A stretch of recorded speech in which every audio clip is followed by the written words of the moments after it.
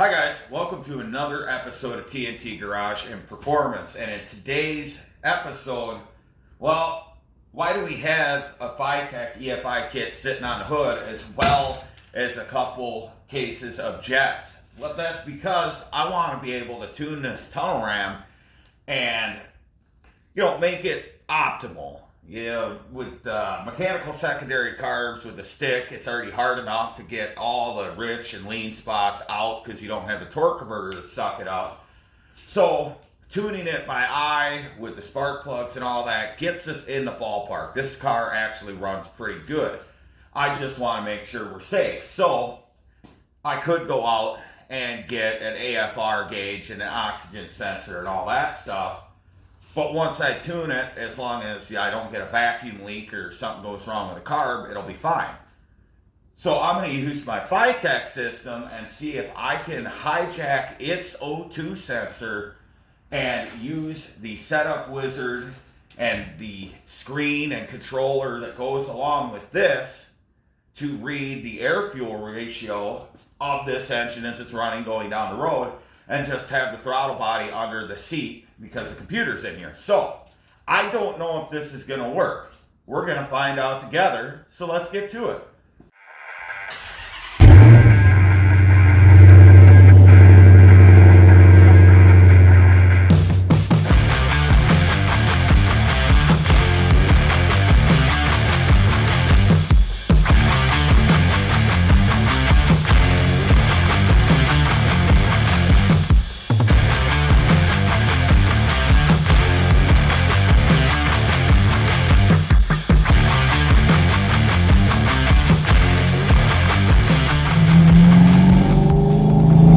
First things first, let's kind of unpack our EFI setup here. Set the throttle body there. That's where the computer is and all of our wiring connections on there. We do need to use the throttle body. So we get our handheld controller out. And then what other goodness do we have in here?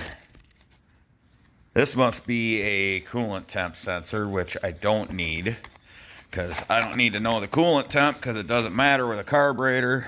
Yeah, that's a coolant temp sensor in there. There's all our other stuff. Don't need that. I have no idea what that's for. This could be the oxygen sensing wiring. Not going to use that. I have a real O2 sensor bung. That's another thing. Where is our O2 sensor? There it is. So, this is our O2 sensor. This would typically be a Bosch unit, but the reason why I didn't just buy a AFR gauge and use this oxygen sensor with it to save some money is these used an older version of the O2 sensor. All the new AFR gauges have an updated version.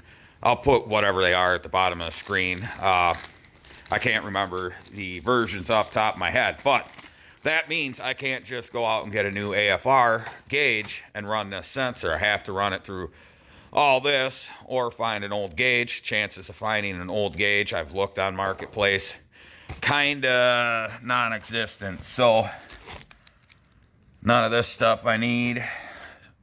So this is what we're going to start with. First things first, we have to put the O2 sensor in the pipe. And I went to Summit, and I got a weld-in bung, and I've got a stainless plug for that bung. So when I take the O2 sensor out, I can plug it, not have an issue. Now, as far as mounting our O2 sensor, this header collector is too short to get it in the stream of all four primaries. I mean, unless I put it at the very end and then we're getting into the flange and everything. If this had just a little bit longer collector, we could put the O2 sensor in there. Now, as far as clearances go, we can't put it on this bend. I think right in this area before our seam where I welded a pipe, or right behind it is a good place to put the O2 sensor. So we will grab a drill bit to start the hole and a step bit to make it bigger. You can see on the back of this, there is a little step that's gonna go in the pipe, and then we weld around the outside, but we want to make the hole in the pipe big enough that this registers into it with that step there. So let's grab some drill bits and we'll go under the car and kind of talk about location of the O2 sensor. Okay, now that we're kind of under the car here, we can kind of pick out our spot where we want everything to go. And we want somewhere where our bung can lay flat, so it's not going to be in a curve, whether it's an inside curve or an outside curve. And actually, probably right before my weld here is a good place. Now, one thing to remember whenever you're putting an oxygen sensor in a pipe is when you got your sensor, you don't want it anywhere from the center line of the pipe down. And the reason is, well, your engine creates condensation in your exhaust. So you have water in your exhaust or water vapor. And if you mount it below the center line down towards the bottom of the pipe, the issue you're going to face is water contamination, because that water will pool up, come across the bottom of the pipe, and contaminate your oxygen sensor, potentially making it fail. So you always want to go center line or higher, which I will go, about a 2 o'clock position if you're looking at the circumference of the pipe into the pipe. So I've got plenty of room to drill a pilot hole in my pipe.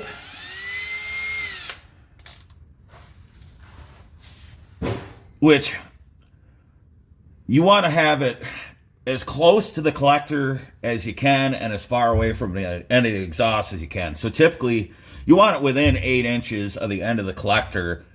And this is going to be a little further, but it's really the only option we have. It will work. A lot of automotive manufacturers do have their oxygen sensors further downstream, and this is more for just tuning the carburetors, which it's not like an EFI is going to be relying on this. So we will begin by drilling our pilot hole. There we go. I don't know how good my step bit is, if we could take it all the way to the size of our actual bung, so we'll see.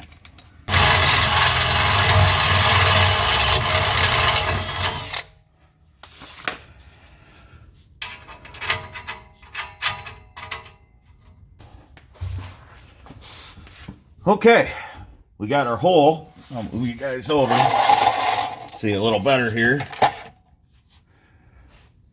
We've got our hole drilled in our pipe, and I just need to do a little filing, and this will index in that hole perfectly, and we can go ahead and weld all the way around this, which is, like I said before, I've got plenty of room to make good weld all the way around. Once we get that in, we can thread in our oxygen sensor, and then we can start setting up the rest of the system. All right, we've got our bung tapped into the pipe, and we are going to go ahead and find a good ground here, and we're going to weld this in. And then once we get this welded, we can go ahead and put our O2 sensor in.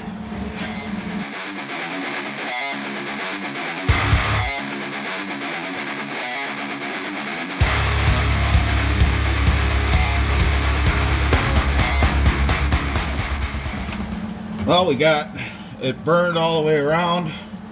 Got a good seal. I'm going to actually let this cool down a bit before we put the oxygen sensor in. And then, well, we can move on to getting the rest of the system set up. So let's do that. Well, all right. Now that we got our O2 sensor bung installed, we will go underneath and install our O2 sensor. But now it's time to figure out this wiring. So this big 6-pin, that goes to the O2 sensor. We have a main pigtail coming off of our FiTech unit. It's color-coded connectors. So we got a 6-pin gray to a 6-pin gray. That goes up to our relay center. That goes to our power. So in this 2-wire power setup, we have our battery power, and we've got a fuel pump lead. So we're just going to cap this fuel pump lead off because obviously we don't have a fuel pump. Now we have this little harness here, which is all labeled. So we have a fan controller, which would be nice if, we were running fans with this fuel injection, which my fans are already set up to be automatic anyway. We've got a tach signal, which we shouldn't need. We'll find out. And then we've got accessory in and key power. So what we need to do is we're going to set this up under probably my driver's seat.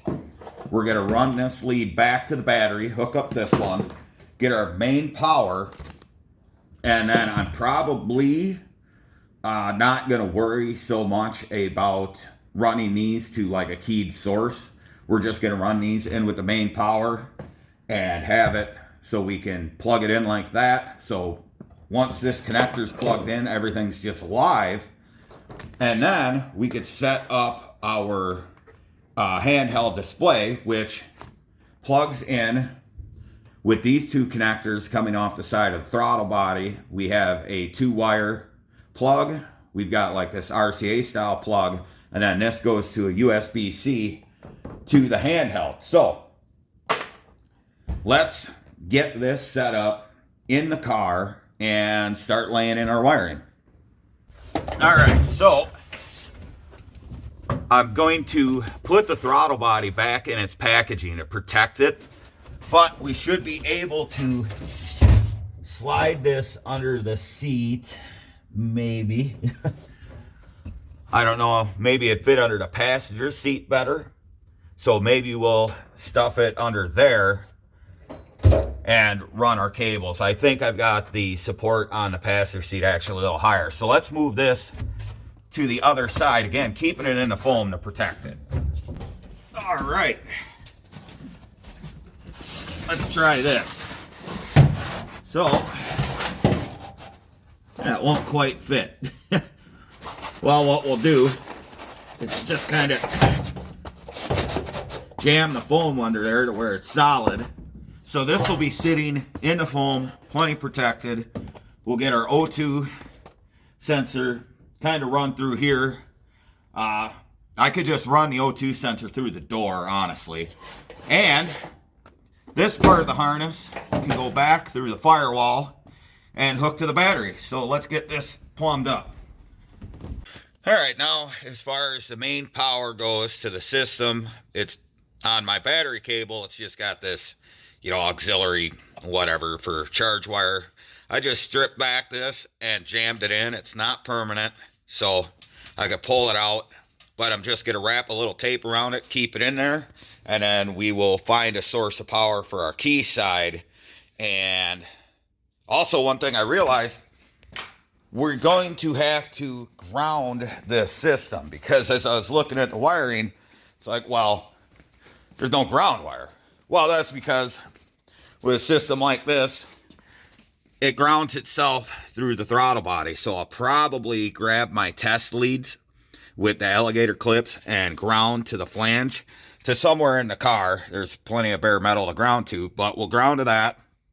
And our white wire here is our switched power. So we will figure out something with that. Okay, so here's where we're at. I moved it from that side to this side so our O2 harness can reach. So we've got our main harness going back here. This goes into the power that goes into the trunk. I'm going to put something around that wire so it doesn't rub through and ground out. But we got that going in there. And then as far as our little 6-wire plug here. The only wire I need is this white one. So we ran this white one up. That goes to a spade connector. That goes to a wire that's also got a spade connector right there. That'll be my key on. And as far as grounding this, we have my test leads grounded to the base plate of this throttle body. That'll provide a ground. And then it goes to that bare metal seat support. And I've got 2 of them, just to make sure we have enough ground. Now, it's time to connect our harness for the handheld controller. So we just dig these 2 out right here and plug these 2 into it. So I'll do that, and then we'll go up front and we'll see if we could bring this computer to life and see if we can get an AFR reading. All right, so we've got our handheld going. So I guess we'll go in OK. That's just a menu to set up what units we want everything in, I guess. So I don't know how we go back. Oh, it's a touch screen. I'm an idiot. So let's just do initial setup to see if we can get this figured out. So we're going to go engine. No response. Why there's no response? You're hooked up. Oh, why? Why? Sure. Yeah, I'm an idiot. I figured it out. Typically, it's a good idea to turn the battery on so you have the ignition power. So now I can fart through this, what I showed you before, and we'll try to get to some gauges. So we'll be right back. Well, all right, we've actually got it working. We're reading AFR right now. We're decent at idle. We've got the tach signal, which is what I needed to hook up to actually make the AFR read. And you can see with just that shot of accelerator pump that our air fuel dropped a little bit and then went up once the vacuum pulled on the bottom of the car. So we're going to be able to drive around and actually read the AFR of this thing. So that's pretty neat. We got our tach. Yep. So our AFR is working. And yeah, let's get some of this wiring kind of straightened up. Let's go for a drive and see how close the tune actually is with the main jets, power valves, and all that, and make sure we're going to be safe as we drive it around and in future. Okay, so now we got everything lined up. We're going to go, we'll enter our gauges here. AFR, large, enter. All right, so now fire the car back up, let it warm up.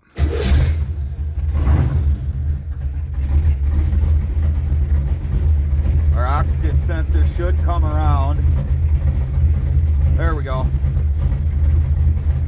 So we need the car to warm up because we are running, admittedly, we're running pretty rich at idle. So once the car warms up, we can play with our idle adjustment screws on the carburetor. Try to get that up to over 13.5 so it's not quite so big rich. It's running a little richer now because I have the throttle cracked to get it to idle. So we'll just keep her running, and once it's warmed up, we will turn the screws. We'll set this up in the windshield so I can see it, and we'll work our idle screws until we get that optimal AFR range. Then we can go out and drive it to see where we're at. All right. Let's get everything where we want it. I'm going to grab my handheld up here by the tach. So, got our hand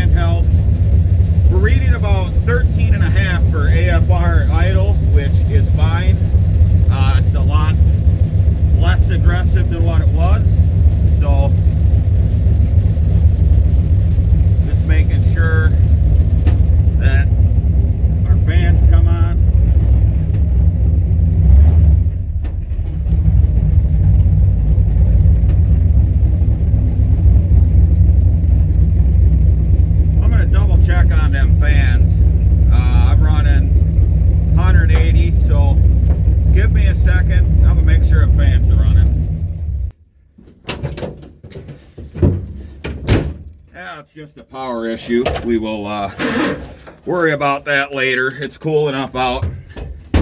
We don't have to worry about fans once we're moving. So now we go out and read our AFR.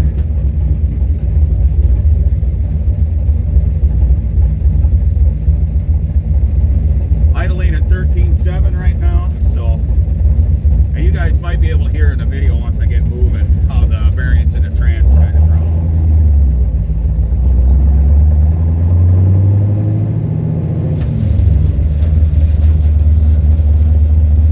So we're gonna keep this handy, see what we got here.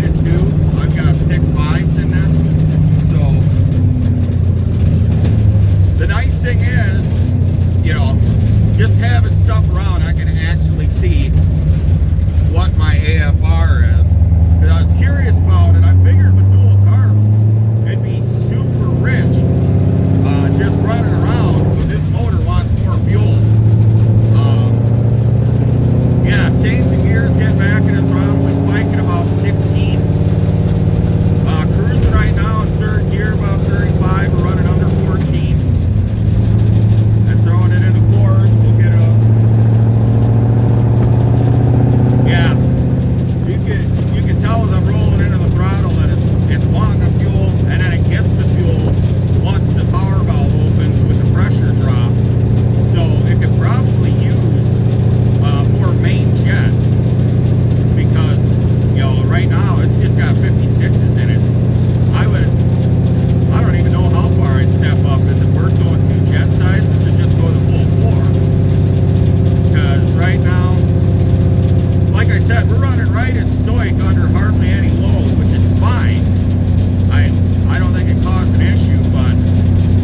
like to have a little more fuel in it cruising. I'd like to see it in the mid to high 13s. That way, you know, if my timing decides to go haywire or something goes wrong because I have it ready to run the distributor, you know, we're going to have the fuel there in case anything happens. So now we know we want more fuel in this car, and I think, I don't know, I think 6.5s would be fine on dual carbs. Maybe going a higher number would help, but we'll definitely start with jetting changes. So we'll kind of go around the block here. We're idling at about 14, and it's just not liking the lack of fuel when I go to take off. So we definitely don't have enough fuel on the accelerator pump, which I put 40s in for squirters. So I mean, as far as driving like this, it's safe. It's hanging right around stoic or below, but rolling into the throttle in gear under load, yeah, it's gonna spike because it's a manual. It doesn't have the torque converter to kind of soak up, let the RPM raise up, pull harder on the carb to get the fuel in. So we kind of got to compensate for that with a lot more tuning, just because this car's a stick. So yeah, we're not in the danger zone. We're not like up in the 16s or anything. We're not going to be burning this motor down, but I definitely want more fuel, and we'll get more performance. Like I'm gonna get it out. We're gonna roll it into second gear, and we're just gonna get all 8 barrels open and see what our AFR is, because with it all open, I'd like to be at 12.5 under load, and we kind of got to hurry up because it's starting to sprinkle, and I don't have the underside of the floors of this car painted. So sorry if you're drooping down there a little bit. This isn't the best phone mount, but and that rattling you're hearing, that's just because I didn't close the door all the way. So yeah, I think maybe putting a little bit of fuel back in the idle circuit, just live with it being rich, and then doing a jet change, and starting with that, and then yeah, it's lean as all get out with the revs. So we're gonna let this person coming at me go by before we open this up. So we're at 13.9, 2,000 RPM. It's probably gonna stumble.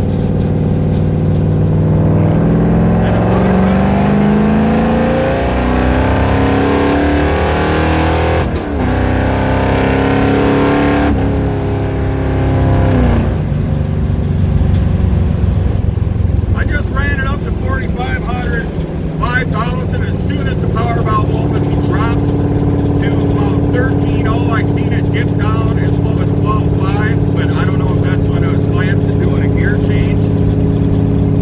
But it needs more fuel for sure. So yeah, right now we're cruising right at stoic. So it just popped up to 15, so it needs more fuel, which I didn't even imagine that putting a ton ram and dual carbs on this 350, which I consider pretty mild, that it would need the extra fuel, but it does. So one thing, like with your idle circuit, a lot of people are like, oh, that's just idle. It actually does help in on tip-in, you know, when you're going to take off, because before this thing I could pre-rev it and take off a lot easier. Now it's a lean stumble right away. So yeah, we're still, yeah, it does not like that. So we will save the tuning for later. Try to keep you guys from dropping down more. Sorry, you're just kind of doing this. I'm using the FiTech mount for this for you guys. So if it just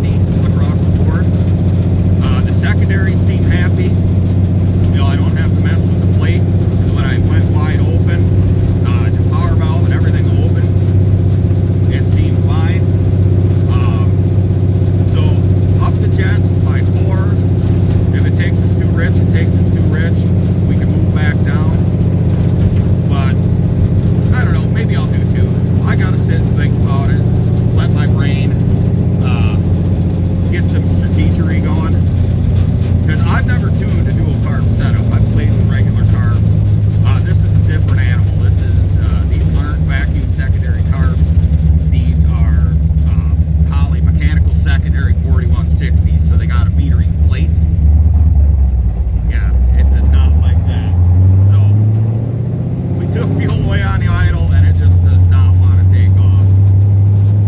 So along with a jet change, we will fiddle with everything else, as far as maybe fiddle with the cams on the accelerator pumps and get that happy. Yeah, because just driving around easy, we're staying just under stoic, so we're not going to hurt anything. I don't have all the timing in this engine. I think it's set up at 36 total. It's running about 16, 17 initial. So we're not going to really hurt anything. It's not pinging. It's not doing anything like that. So I don't know if you guys could hear throughout this when I wasn't yakking. You can hear the bearings on D-cell in a transmission. It's not so much gears, but you know, just is what it is. It's tuning, it's hot rodding, it's stuff like that. Try not to back into my Challenger. Yeah, there's nothing there. It's like I don't even have an accelerator pump. If I roll into it, I can get it to rev, but just a quick pop of the throttle, there's just not enough there. So there's some stuff that needs to be played with.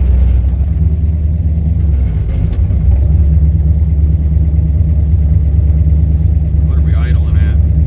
We could stand to drop our idle speed a bit, but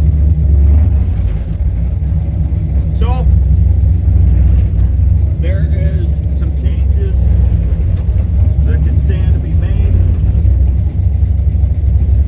but we've been pretty safe. So the way I had the carbs tuned before was plenty safe as far as, let me move you again, as far as the idle circuit goes, and that added fuel on tip-in really helped us. So we're idling at 13.5 right now. Just dancing around 1,000 RPM. It seems fairly happy. We just need to make some jetty changes and a couple little things. So it's not too fat, but yeah. So let's wrap this video up. We've got some tuning to do in the future for sure.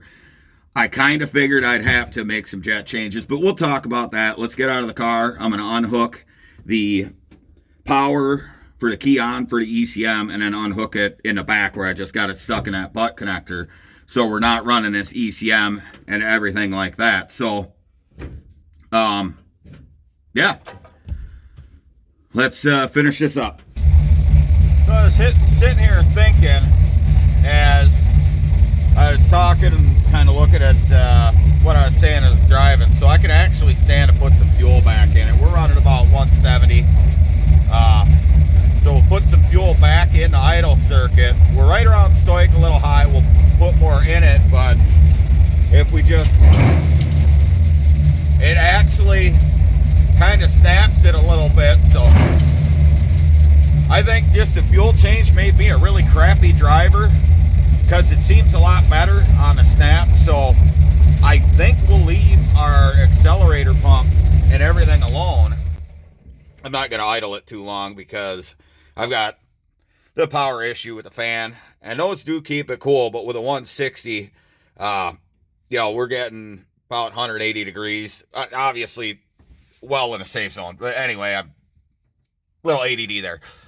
So we could stand to put maybe an eighth turn in all the screws, maybe a little less on my idle circuit on both carbs. It's front metering blocks only on both, but we definitely should do a jet change. As far as the secondaries, when I opened them up, I'm happy with that.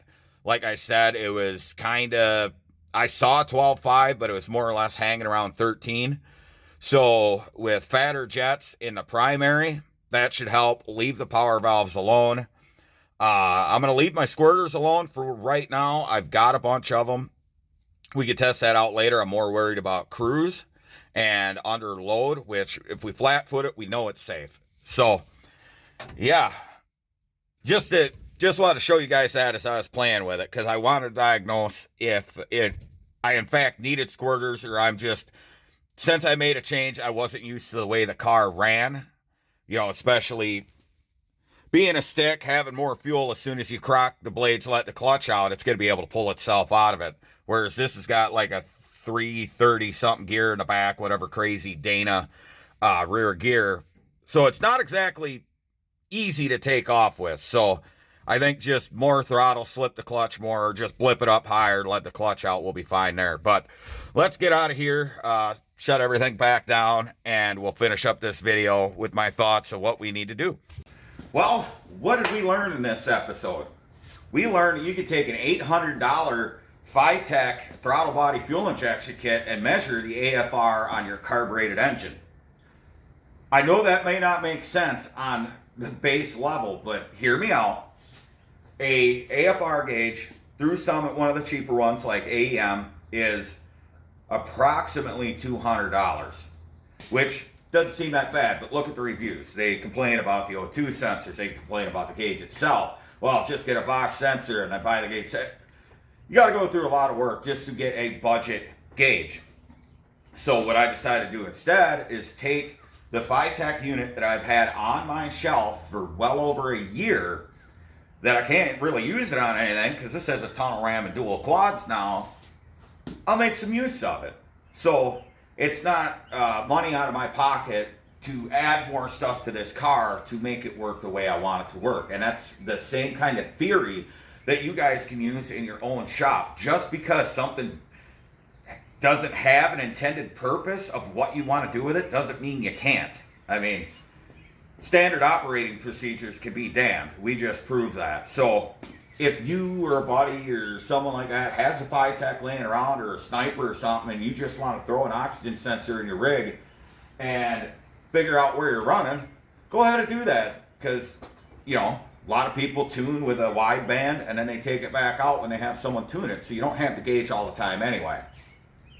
So we learned that. The second thing we learned after I sat down and I thought about it, this and that, because admittedly I am not an expert when it comes to tuning a tunnel ram. This is my first experience. I'm pretty good with a single 4-barrel, but a tunnel ram is completely foreign territory to me, especially with mechanical secondary carburetors. These are 4160 Holley 450 CFM mechanical secondaries. They're not a vacuum secondary, which would make it a lot easier to tune, because your transition from your primaries to the secondaries are based on what the motor wants. This is just whatever the throttle is when they're going to open. So that being said, when I was driving around, I was kind of getting a little worried when the AFR values were creeping up, but in reality, we were plenty safe. As far as cruise goes, we were right around stoic, which I'm happy. Idle was staying around stoic, maybe getting up to 15. It could stand to actually get just a touch more fuel in the idle circuit to kind of help that takeoff bog, which, you know, if I realize that making fuel changes on the idle and everything like that changes the way the car drives, and I figure out how to drive dual quads with a stick, it would have taken off fine, because you could see earlier that one I flat foot the pedal and it'd rev right off. Not perfect. You could hear the transition from primary to secondary, but it is what it is. So as far as that goes, I'm going to leave the squirters alone. I took out I think it had 31s or 32s in it. I put 40s in it, and that really helped with takeoff before I made idle changes, and it really helped with that transition, giving the motor fuel needs when you snap the throttle open. That's one big complaint with these mechanical secondary Holleys that don't have a metering block, or they're not double pumpers at all. So that helped. I've read the plugs plenty of times to make sure we were safe. They're a little rich with the idle set the way it was. So we'll throw a little idle fuel back in, just a touch, like less than 1/8 of a turn, kind of get it down to just below stoic, so we'll help that low end when we crack the throttle blades, get it out of the transition slot. And then as far as jetting, power valve, and secondaries go, I'm very happy with the secondaries. The power valve, plenty happy. We could tell we got a little bit of lack of fuel before the power valve opened, so We had a drop down to 12.5 on that hard acceleration run, which could have been before the motor was ready for it and before it really got moving. So I think we were more running around at 13.2, 13.3. I want to bring that down to 13. So I think on the primary, we'll jump up 2 jet sizes on both carbs. So this has 56s in it. We'll go 58s. I need to get more jets because I'm set up to do single barrel stuff, single 4-barrel stuff, and my smallest jet is a 64. So we will do that. We'll get some jets coming. We'll get just all kinds of stuff for the car, but we'll get jets coming and do that change. I'm happy with the 6.5 power valves. So at that 13.2 under hard acceleration with all 8 barrels open, I think with jumping 2 jet sizes, we'll get down into that 12.5, in between 12.5 and 13, which is fat and not too fat, but happy. And, you know, you can run 13 under wide open acceleration. As far as cruise, that'll help with like my cruise and slight acceleration under cruise where it's just pulling out of the, you know, the main jets before getting into the power valve. So that jet change, I think, is all I need to do to this carb, to both carbs, which I'm pretty happy with. And I'm actually surprised that a motor this mild, even though it's got aluminum heads and a big comp cam, it's stock compression, it wants that added fuel. So we'll do that. That'll solve all those really non-issues, because this car does run great, and you stab it, it wants to go. But I think giving it that little bit of fuel, it'll really like. And one thing to remember, if you're running a tunnel ram and you want to do jet changes, if you're running it like me and you have 2 Holley 4160s on it running in line, one of your carbs has to come off so you can change jets in the other carb. So remember that. Even if you're running like a dual quad setup, that's not a tunnel ram, which I don't even think you can fit any Holley inline on. But that's one thing to remember if you're running inline Holleys. If you're running them sideways, no issue. So there we go, guys. That's what we figured out in today's episode. I wanted to see how this engine was actually running and that we were actually safe. And my old school kind of way of tuning showed me it was safe. I wanted to be sure, and now we know down to brass tacks, and that's awesome. Using something not in its intended purpose to get the results we want. Remember, just try. Attempt to do something. It may not work every time. Sometimes it will. So there we go, guys. I hope you enjoyed this video, and I hope you will go down and like, share, and subscribe. Let's keep this thing moving. This car's getting a lot of eyes on it. I love taking it out, having people come up to me, giving me thumbs up, which, you know, the car community is awesome. That's one thing I love more than the hot rods themselves. So if you see this car out, don't hesitate to come up and talk to me or take pictures of the car, check it out. I built this for my enjoyment, but also to share with other people who love cars. And I want to hear your stories. What inspired you? What you built? What you remember as a kid? What got you into it? So, you know, like, share, subscribe. You can see where this car is going to be. You're running around. It's going to be on Power Tour. Go ahead and hit the little bell icon at the bottom so you know when new videos are coming out. And follow me on social media. All the links are down in the description below. We even have a blue check mark now, so you have to pay to get it. So I don't really, whatever. Anyway, until next time, well, first, check out the playlist on this car, because if you're just tuning in now, you want to see the full journey of this thing, because it's insane, because I'm psychotic. Anyway, that being said, till next time, remember, if it ain't broke, fix it till it is. We'll see you soon.